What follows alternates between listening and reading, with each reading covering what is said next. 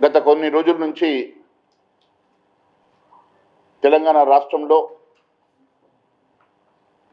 Bharatiya Janata party యువ మోర్చా కానీ మహిళా మోర్చా కానీ భారతీయ జనతా పార్టీ అనేక రోజుల నుంచి తెలంగాణ రాష్ట్రంలో ఫీజు బకాయిల అంశంలో విద్యార్థులకు వెంటనే చెల్లించాలన్న అనేక లక్షల మంది విద్యార్థులు కలిసి యూనివర్సిటీల్లో కాలేజీలు వెళ్ళి సంతకాల సేకరణతో పాటు అనేక ఉద్యమాలు చేస్తున్న సంగతి మీకు తెలుసు.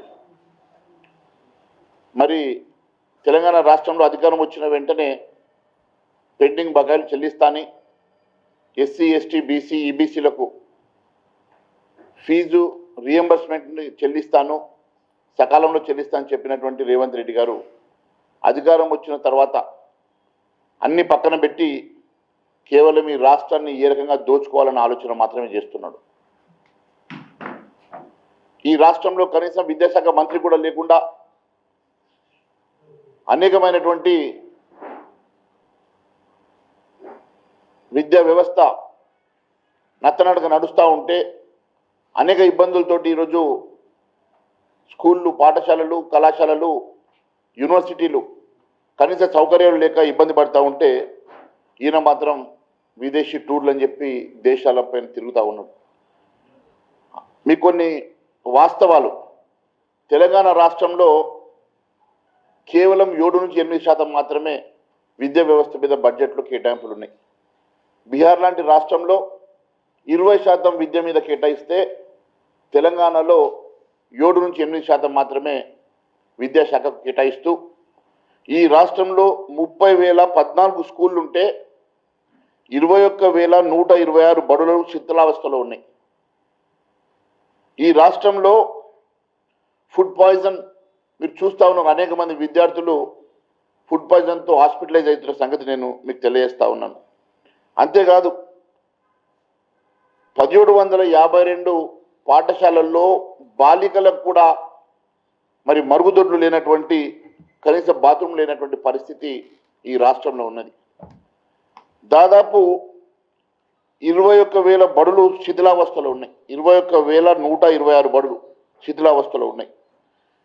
మరి ఈ రకంగా ఈ రాష్ట్రము కనీస సౌకర్యాలు లేక ఈ రాష్ట్ర విద్యా వ్యవస్థ కుప్పగూలుతూ ఉంటే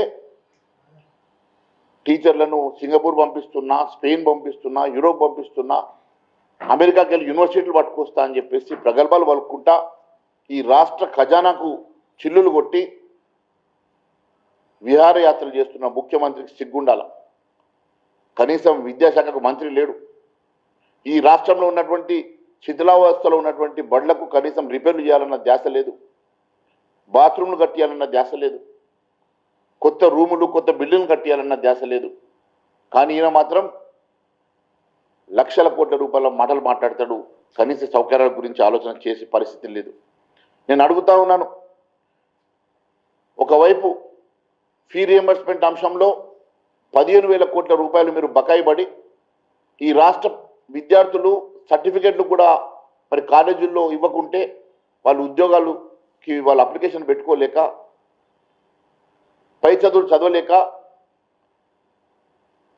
బంగారం తాకట్టు పెట్టి ఆస్తులు అమ్ముకొని బాకీలు తీసుకొచ్చేసి వాళ్ళు సర్టిఫికెట్లు తీసుకుపోయే పరిస్థితి ఒకవైపు ఉంటే, నువ్వు కనీసం నీ ఫీ రియంబర్స్మెంట్ ఆశతోటి చదువుకున్నటువంటి విద్యార్థులను కనీసం హక్కున చేర్చాల్సింది పోయి ఫీ రియంబర్స్మెంట్కి సంబంధమే లేదన్నట్టు, పాత గవర్నమెంట్ బకాయి పెట్టిందన్నట్టు మాట్లాడుతూ ఇప్పటి నుంచి కొత్తగా ఇస్తాడట. మరి పాత బకాయిల సంగతి ఏంది? ఈ రాష్ట్రంలో 15,000 కోట్ల రూపాయలు, దాదాపు 50 లక్షల కుటుంబాలు ఫీ రియంబర్స్మెంట్ కోసం ఎదురు చూస్తూ ఉంటే అవేవి పట్టనట్టుగా ఈరోజు రేపటి నుంచి వచ్చే యూనివర్సిటీ ఎగ్జామ్ ఫీజు, అకాడమిక్ ఇయర్కి వచ్చేటువంటి ఫీజును ఇస్తానని చెప్పినటువంటి ముఖ్యమంత్రి పొందలేనటువంటి మాటలు మాట్లాడుతున్నాడు. పిసిసి అధ్యక్షుడిగా నువ్వు మాట్లాడిన మాటలేంది?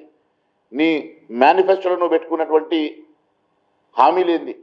అన్నీ మర్చిపోయి ఈరోజు విద్యార్థులను గోసబుచ్చుకున్నటువంటి ముఖ్యమంత్రి రేవంత్ రెడ్డి దీనికి వెంటనే సమాధానం చెప్పాలి. మరి విద్యార్థుల పక్షాన ఎస్సీ ఎస్టీ బీసీ అదే మాదిరిగా ఈబీసీ విద్యార్థుల కోసం భారతీయ జనతా పార్టీ నిరంతరం పోరాటం చేస్తూ ఉన్నది. మా యువ మోర్చా కానీ, మా మహిళా మోర్చా కానీ, మా వివిధ మోర్చాలతో పాటు భారతీయ జనతా పార్టీ అనేక రోజులుగా ఈ అంశం మీద పోరాటం చేసి మరి విద్యార్థుల పక్షాన్ని నిలబడి పోరాటం చేస్తూ రేపు సోమవారం రోజు 2 రోజుల పాటు సోమవారం, మంగళవారం 24, 25 తేదీల రోజు రాష్ట్ర అధ్యక్షుడు రామచంద్రరావు గారి ఆధ్వర్యంలో శాసనసభ్యులు, శాసన మండలి సభ్యులు, పార్లమెంట్ సభ్యులు, పదాధికారులు, ముఖ్య నాయకులందరూ 2 రోజుల పాటు దీక్షలో కూర్చొని విద్యార్థులకు అండగా నిలబడి విద్యార్థుల పక్షాన పోరాటం చేయబోతున్నామని తెలియజేస్తా ఉన్నాను. ఎట్టి పరిస్థితుల్లో ఈ రాష్ట్రంలో జరుగుతున్నటువంటి అరాచకాలను, ఈ రాష్ట్రంలో జరుగుతున్న ప్రజా వ్యతిరేక విధానాలను ఎప్పటికప్పుడు ఎండగడుతూ ప్రజల పక్షాన్ని నిలబడి పోరాటం చేస్తూ ఉన్నాం. మీరు చూస్తూ ఉన్నారు, మొన్న ప్రజల పక్షాన 22 అంశంలో ఏ రకంగా పోరాటం చేశామో, ఏ రకంగా ఇంకా దాన్ని ముందుకు తీసుకెళ్ళి ఈ ప్రభుత్వం మెడలు వంచడానికి మేము ప్రజల పక్షాన పోరాటం చేస్తూ ఉన్నాము. గతంలో రైతుల పక్షాన ఏ రకంగా మేము పోరాటం చేశామో, రైతు దీక్ష, రైతు భరోసా యాత్ర ఏ రకంగా మేము ప్రజల్లోకి వెళ్ళి ధాన్య కొనుగోలు విషయంలో మేము ప్రజల పక్షాన్ని నిలబడ్డామో, అదే మాదిరిగా నిరుద్యోగ యువత కోసం ఏ రకంగా మేము పోరాటం చేసినామో, అదే మాదిరిగా విద్యార్థుల కోసం, విద్యార్థి లోకం కోసం భారతీయ జనతా పార్టీ ఖచ్చితంగా పోరాటం చేస్తుంది, వారి పక్షాన్ని నిలబడుతుంది. రేపు సోమవారం, మంగళవారం 2 రోజుల పాటు భారతీయ జనతా పార్టీ తీసేటువంటి దీక్షలో మరి విద్యార్థులు పెద్ద ఎత్తున పాల్గొని మరి ప్రభుత్వం మెడలు వంచే వరకు భారతీయ జనతా పార్టీ పక్షాన్ని నిలబడుతుంది మరొక్కసారి తెలియజేసుకుంటూ, అదే మాదిరిగా 2 రోజుల పాటు ఈ దీక్షలో మరి మీడియా మిత్రులు కూడా ఈ విద్యార్థుల పక్షాన చేసే పోరాటంలో సపోర్ట్ చేయాల్సిందిగా, ఈ ప్రభుత్వం మెడలు వంచడానికి మీరందరూ కూడా మరి మా వెంట నడవాల్సిందిగా కోరుతా ఉన్నాం. మరి విద్యార్థి తల్లిదండ్రులు కూడా ఈ దీక్షలో పాల్గొంటారని తెలియజేసుకుంటూ ధన్యవాదాలు తెలియజేస్తా ఉన్నాం. ఇది భారతీయ జనతా పార్టీ ఆఫీస్ ఎదురుగా, నాంపల్లి భారతీయ జనతా పార్టీ ఆఫీస్ ఎదురుగా మరి 2 రోజుల పాటు పొద్దున 10:30 నుంచి నెక్స్ట్ డే మధ్యాహ్నం 4 గంటల వరకు, సాయంత్రం 4 గంటల వరకు ఈ దీక్ష కొనసాగుతుందని తెలియజేస్తాం. మేము గతంలో కూడా ఎప్పుడూ అదే చెప్తా ఉన్నాం.